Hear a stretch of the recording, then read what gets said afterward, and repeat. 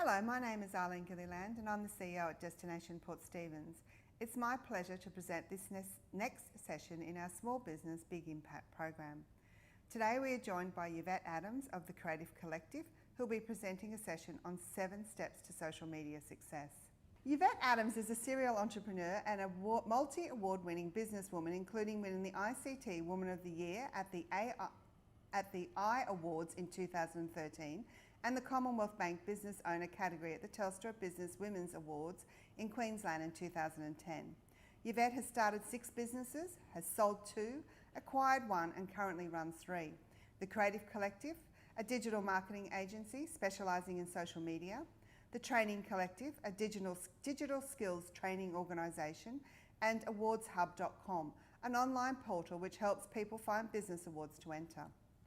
In 2019, Yvette became one of only 8 official Facebook community trainers in Australia and New Zealand.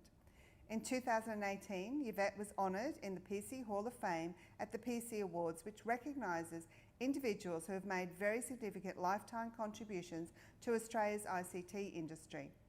In 2016, Yvette was named as Digital Champion by Queensland Government, and in 2015, she was recognised for making a significant contribution to science and innovation in Queensland and included on the department's Queensland Science and Innovation Champion Hall of Fame. As this is a live session, Yvette's presentation will go for approximately 25 minutes with question time at the end of the session.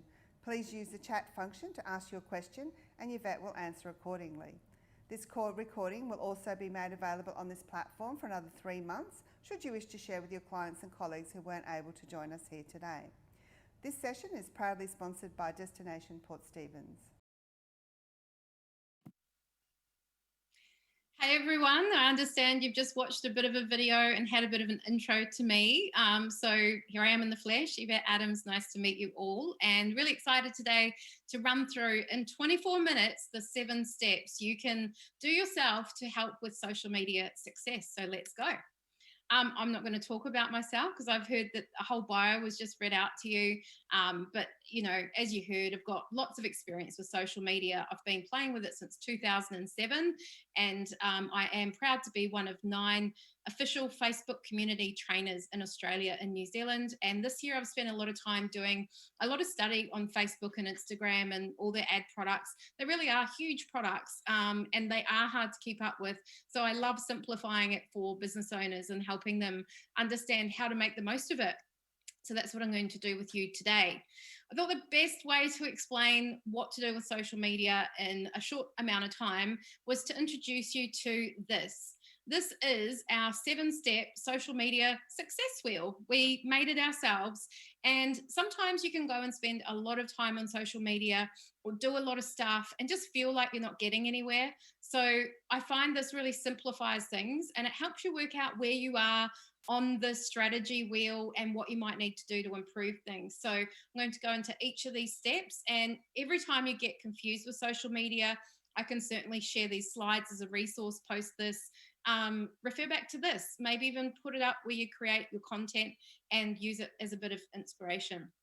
So the 7 steps. Step 1, you need to define your objectives. Now, I can't emphasize how important this step is. And this is a step that a lot of people miss out. They just jump into setting up social media networks. They go, yep, done. We're on Instagram or we're on Facebook. And they think all this magic's just going to happen. But if you don't know why you're on there or what you're trying to do on there, it's going to be really hard to measure how successful you've been, which we'll discover in the 7th step. So step 1 is getting super clear. I mean, crystal on what your objectives are. Now, what are objectives anyway? They're goals. So what is it, if I could wave my magic wand for you, my marketing wand, that you would like to come true? And here, this sort of explains Facebook's approach to objectives. This is actually the screen you'll be presented with if you ever do Facebook ads inside what's called Ads Manager, not just boosted posts, but if you do full-blown ad campaigns. And the interesting thing here is that you've got 3 headers, and these translate roughly to a sales funnel. So if you've ever heard of a funnel or ClickFunnels and all this stuff, this is a simplistic view of that. First up, you've got to make people aware of your business. So if you are pretty new to social media or pretty new to business, you quite likely want to make that one of your objectives. Getting the word out there about your brand awareness, or reaching as many people as possible. But of course, that doesn't necessarily make money. So you need to do that as well as other stuff. If you already do have an audience and people kind of know you, you might be ready for the next phase, which is consideration. Now, as to which ones of these underneath suit you, and you can feel free to write down anything if you've got a pen and paper there that's grabbing your eye. Some won't be relevant, some will be. So if you don't have an app, you don't want app installs. If you don't produce videos, you don't want video views. But if you want traffic to your website or you want more engagement on your posts, they could be really great objectives for you to have. Now, out of all of these, I'd recommend you have one at least, if not 2 or 3, maximum 5 objectives. And as to what you will do with that, we'll get into that. And then finally, conversion. Now, conversion could be someone goes to your website and completes a form. That would be a conversion because that would be a lead. Some people sell stuff online, so they want people to buy stuff on their website. And some people have a physical location. They want people to know is there and come and visit. And that would be store traffic. A lot of people want to jump to this part, conversion, but let's be honest, if no one knows about you, they've never even seen your website, you can't always expect those things to happen, like a sale on your website. So be realistic and spend time on the up parts of the funnel and work the funnel, maybe all of it, and you'll start getting results on social. Okay, so there they are, linking up to those. That's point number 1. Once you've got your objectives down, you're ready to think about who am I targeting on social. So step 2 is, if you have an existing audience, I really encourage you to find the insights. Now, you'll only have access to these if you have 100 or more followers, likes, and you're quite active on your page as well. So you click on insights, and then you can go to the people tab on the left-hand side, and you'll get a graphic like this. It will tell you how many females, are you more female audience or male? Is it 50-50? What's the large percentage of your audience? If you looked at this one, it's a 25 to 44-year-old, quite female audience, for example. Where are your audience? Are they here in Australia? Are they overseas? Are they in major cities? Are they exactly in your local town? And there's also these tabs I would have a click around. There's your fans. They're the people who actually have liked or followed you. There's the people reached. That's who is actually your stuff's getting to, your content. And people engaged is yet another perspective. That's people who are liking, commenting, or sharing on your posts. So have a look at all of that and take a note of it. Step 2, if you're on other networks like Instagram, like LinkedIn, like Twitter, they all have analytics there too. So just like I explained before, find who they are, make a note. And the key observation is the audience the same as Facebook or very different? And if you've always wondered, should I produce 2 sets of content or different content, or is it okay to just push what I'm doing on Instagram over to Facebook?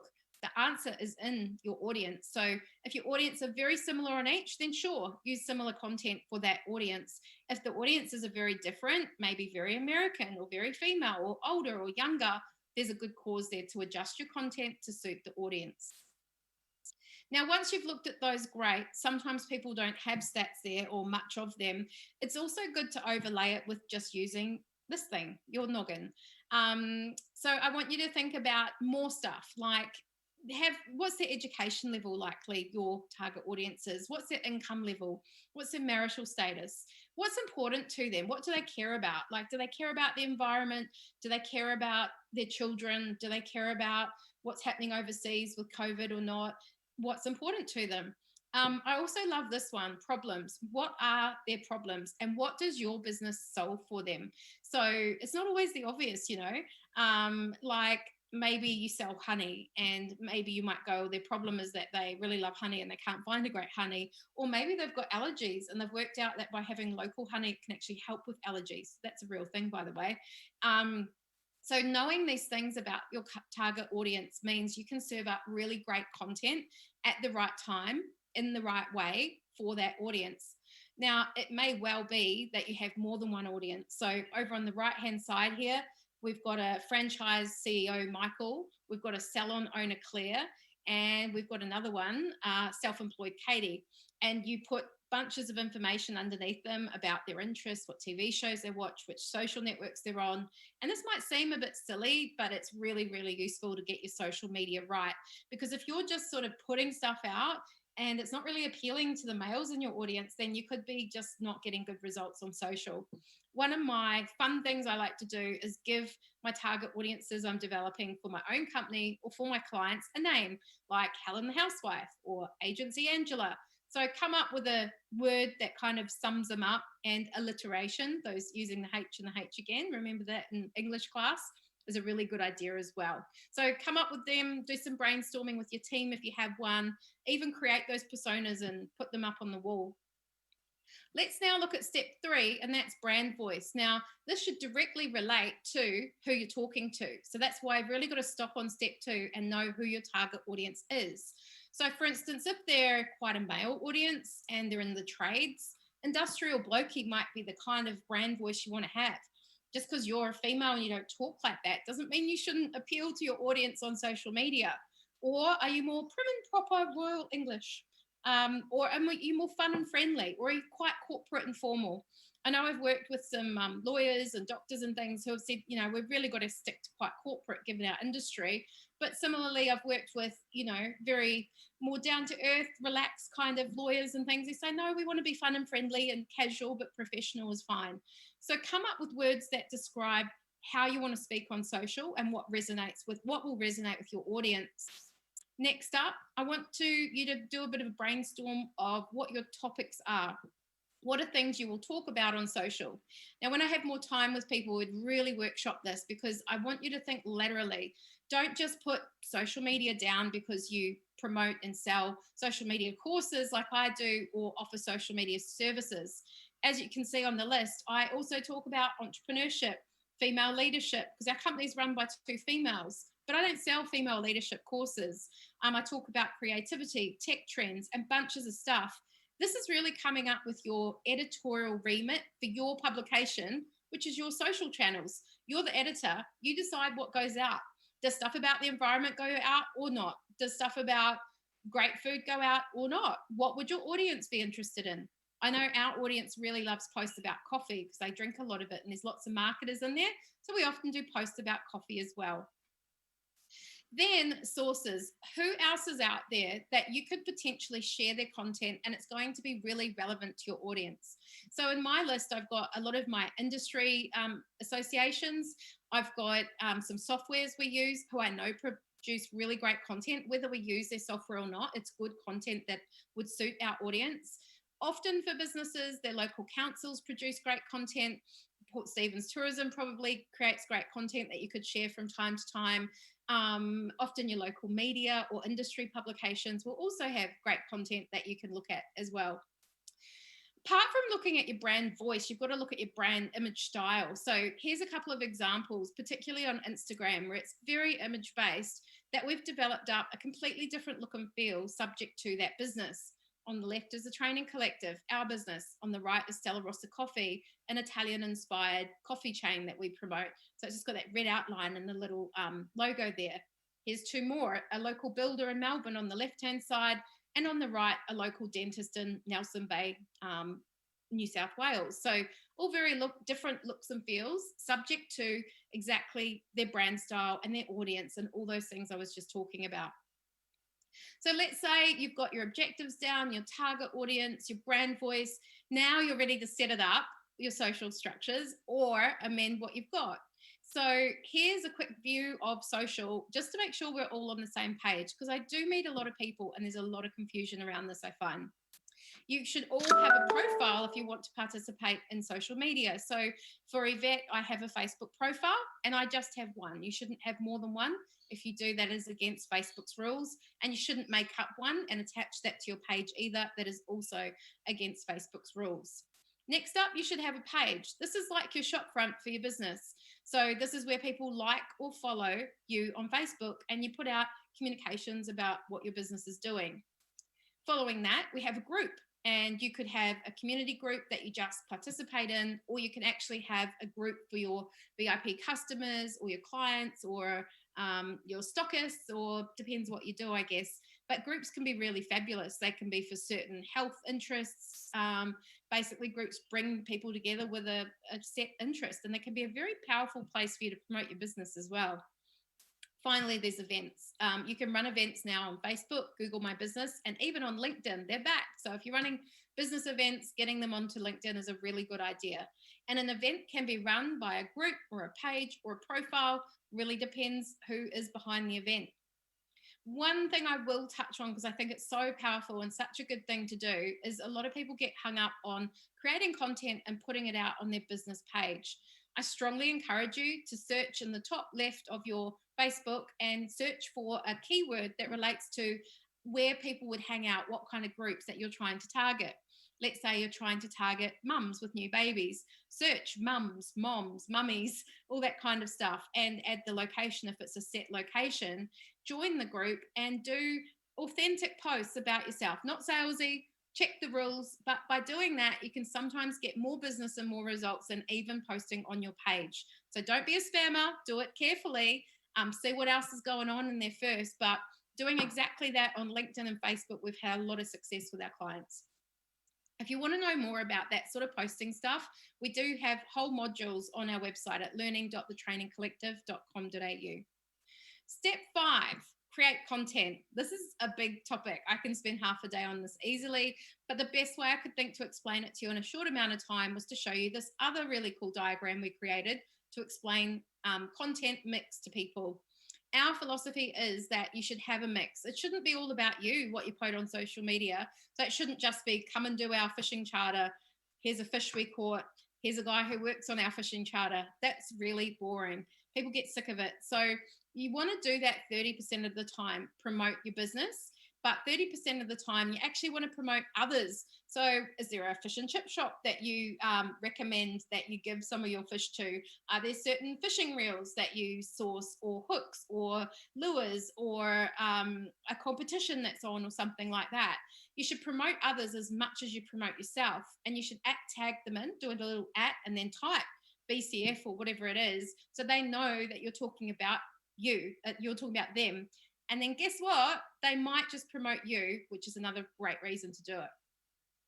30% of the time, we also say give value. So just post stuff that's helpful to your audience based on who they are and where they are and what their problems are that is helpful to them. So it could be a tip, a blog, a video. There doesn't need to be a sale in it for you or anybody else. It's just good, solid content. Might be an article you've sourced from one of those industry publications, or the local council, or the local tourism body. But do some of that activity, but not all of that activity. And finally, we say have fun with it. Do some memes or cartoons, show us, a bit of humor, post quotes or things. If that's not really your brand voice, there's a lot of options there. So when I say you really should be posting on social every couple of days, people go, oh, that's so much content. What would I talk about? I say, but that's only one of each of those a week. So you could actually prepare the 10% cartoons and things, find them in advance, schedule them. You could find a bunch of cool blogs and news and things to share, schedule them. So really that's not that much content.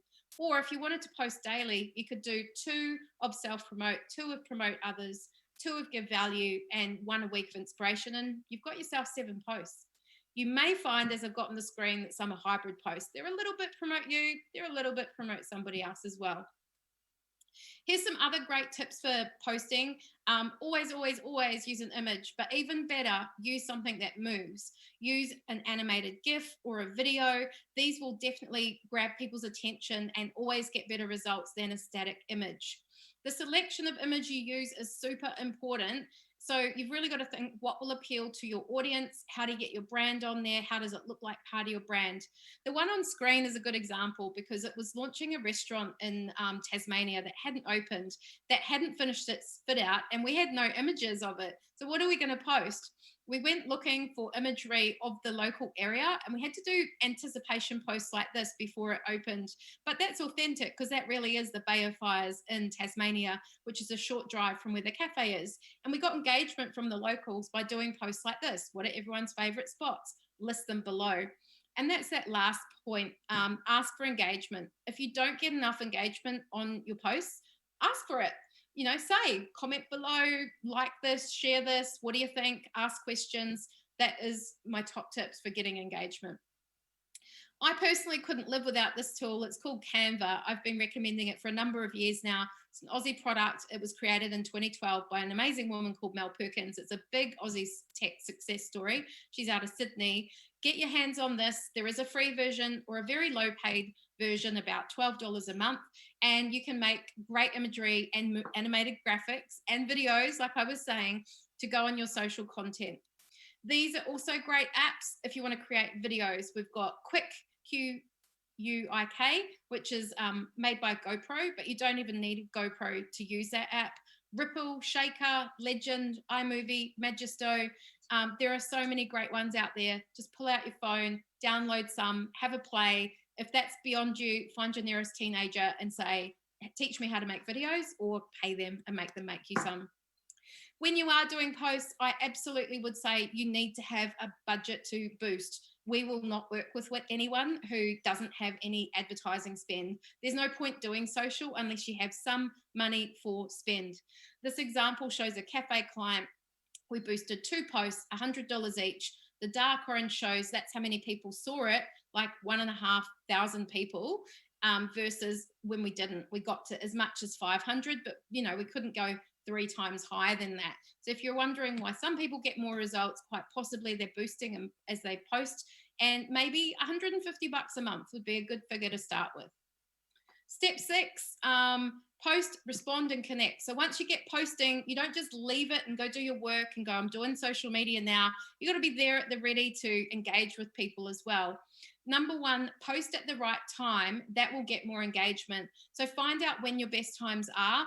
These analytics and insights built into Facebook and Instagram will give you clues, and so do other third-party apps, and do a post at those times, not just because you had a moment and you thought you'd throw up a post. When it comes to scheduling, these are your options. If you're only on Facebook and Instagram and you'd like a free solution, I would highly recommend Creator Studio by Facebook. There's an app for this, or it's built into Facebook under the publishing tools on the page settings. If you're more of an Instagrammer, but you do have Facebook or Twitter or Tumblr, you can post on Instagram and choose to post to one of those others or all of those others for each post. They can all go out all the time to all of them, or this post I will do Instagram and Facebook. Once you get posting on other channels like LinkedIn and Google My Business, you'll probably need one of those solutions in there. They're paid services. How much you pay depends on bunches of things, how many users, how many posts, etc. And they do change their plans all the time. But I hope that screen shows you how to work so you can get the right tools to do your social media. This is a screenshot of Creator Studio. I really wanted to highlight it. You can schedule to Instagram through Facebook's Creator Studio. If you didn't know, totally free. I find it much more reliable than some of the third-party apps, so I certainly recommend it. Now, once you've done your posts and you're getting engagement, be there for your audience. So it's etiquette to at least like or love or react to a post, even better engage, like this example is. Hey, Molly, we do offer returns. And I love how they've got a hyphen Lydia. It's not just Tom's. I'm actually a real person who works at Tom's who really cares. So yeah, be there and be helpful. And if you don't have time, make it someone else's job. There is a massive swell towards people messaging different businesses on Facebook and Instagram. So I would recommend you look at that. A lot of people go, I don't need another thing. I can't even keep up the emails or the phone. This is better because it's got automations and things built into it. I can't go into this too much more, but it's kind of like a bit of a CRM. You can schedule appointments in here. You can send them products. You can even automate the responses. These are some of the automatic responses programmed into Facebook. You just need to, on this window, go to your page, go to your inbox, go to automated responses, and then you'll have these options. Go ahead and customize them. If you need help, reach out to us and we can certainly help you. Now, step 7, and then you can ask me whatever you want, is to check out the insights that matter to you. So remember those objectives. Well, subject to what you wanted to achieve at the start is totally in line with what you should be looking at here. So if you wanted more people to the page, you'd be looking at page views and previews.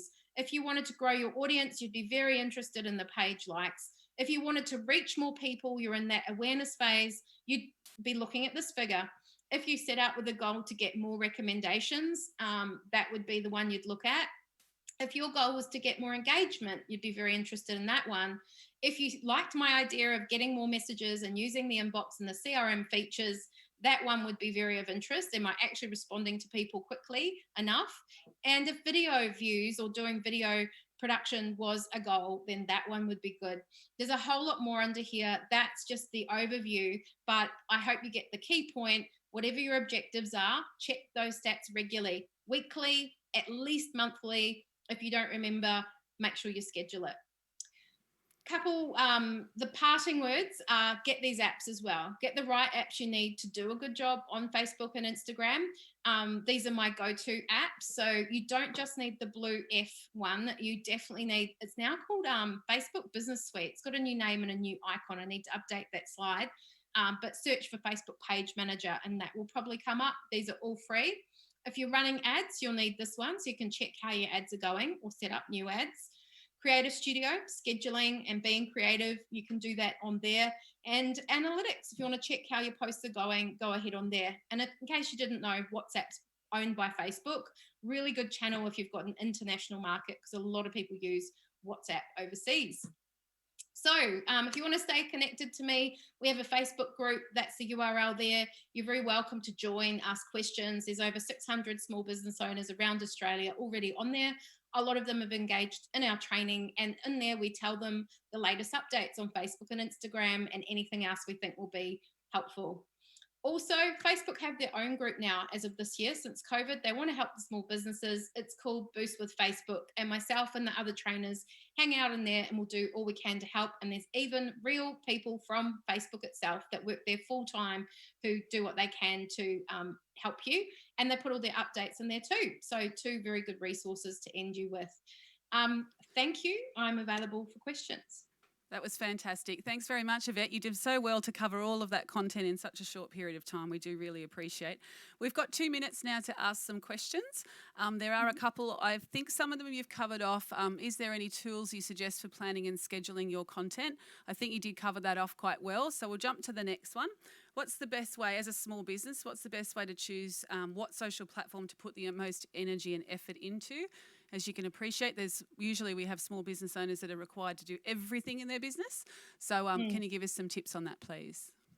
Yeah, sure. I do have a slide that I have each social network and I talk about what demographics tend to hang out on them. I took that out because it's quite a big conversation. But in short, Facebook is a mass market one. So a lot of businesses end up on there first, but it's also a bit of a business to consumer platform. If you're more B2B, business to business, I would look at LinkedIn as your main platform. And I guess you've got to have a really good reason to do Facebook as well. If you've got more visual products, lifestyle products, targeting a slightly younger demographic, Instagram would obviously be the one. If you're targeting a very young demographic like teens and even 10-year-olds and things, TikTok is the biggest, fastest growing, most engaged, crazy platform at the moment. And Snapchat is their number one choice of communication. I know my kids don't have their phone numbers for any of their friends. It's all about Snapchat and Snap Maps. What else have we not gone through? Twitter, microblogging, platform. If you are targeting media or politicians or doing advocacy work or certain sectors and industries, quite niche ones, like we're working with a geospatial conference at the moment and Twitter seems to work quite well for them. I've done other projects involving targeting teachers. Twitter's quite good for, so Twitter can be good. That's a great idea, actually. We might just have to wrap you up there if we can. Thank you again so much for everything. Yvette, we found that absolutely fantastic and we hope to see you in the meeting hub. Thank you very much. Bye. Oh.